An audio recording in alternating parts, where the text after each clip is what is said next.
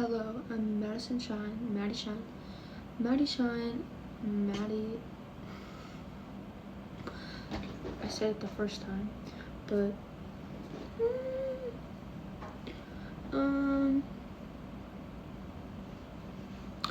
I make music and I'm self-taught. I taught myself how to make music, my own music, and I been making music and making YouTube videos and doing fun things for like a decade now, and I'm really bad at promoting myself, so I'm just gonna start trying my best to promote myself better, because I do deserve the recognition. I guess, whatever, that sounds so annoying. I don't even want to talk about this. I honestly find it so interesting how artists struggle so hard with promoting themselves, and other artists don't, because they have like a team behind them, or even they don't. But I feel like, honestly, big time, like, you have to have a team behind you in order for you to be successful as an artist. In general, you just have to, and nowadays, and that is honestly where the gap is in the industry. And I really think that the fans are like the biggest choosers almost, and that's kind of what it is. Like, that's kind of how the labels work, but they don't openly work that way.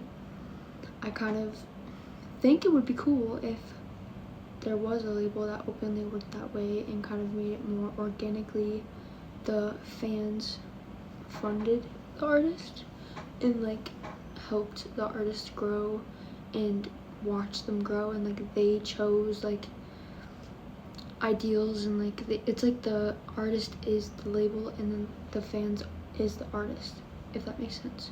I think that would be a really interesting concept, but I don't know what else was I thinking about, but there's a lot of other details that go into this.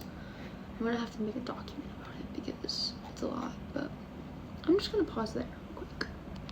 Wait, is this gonna be my first YouTube video? Wait, the chair's squeaky. That's a little squeaky. Is this gonna be my first YouTube video? Is this gonna be my new YouTube?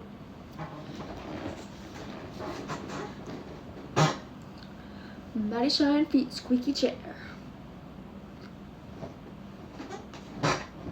Okay, anyways, yeah, so I was talking about like the concept of what I was just talking about, so I kind of want to dive in deeper and talk about it more so that I can educate myself a little bit more. But this is what I've got quoted so far. I've been analyzing where artist development is breaking down. Labels now amplify what's already proven because risk tolerance has dropped. I'm exploring a community-backed micro-label model. It would operate on a subscription-based treasury, curated artist intake, hybrid voting structure, and transparent budget allocation. The weaknesses: mob bias, legal compliance, governance inefficiency, solved through strict curation, legal structuring as membership participation, and board level oversight. Those are like how you could solve those problems. If 1,000 members contribute $15 a month, that's $180,000 in revenue annually, to fund like the arts.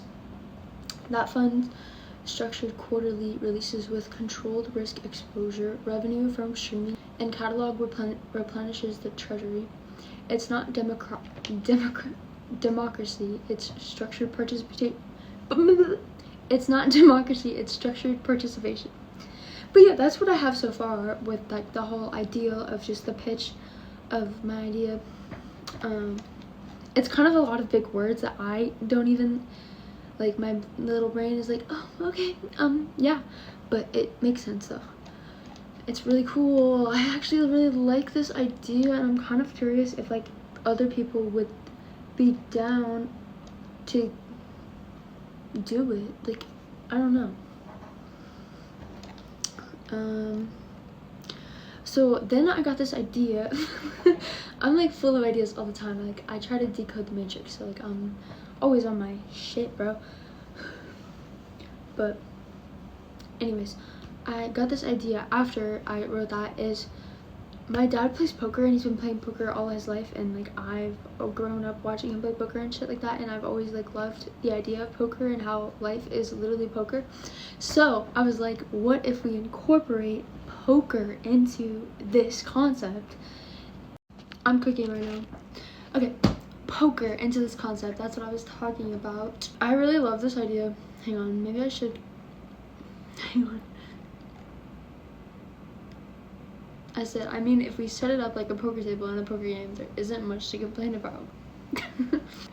The poker table model would be structured, rule-based, risk-defined, skill and probability, and transparent. No one cries about losing in poker because everyone agreed to the rules before sitting down. That's exactly what like the point is. And okay, the poker table label model, everyone buys in. Fans buy in monthly membership or per project stake. Artists buy in commitment, deliverables, and transparency. Nobody sits at the table for free. Everybody puts in their love. And that removes entitlement.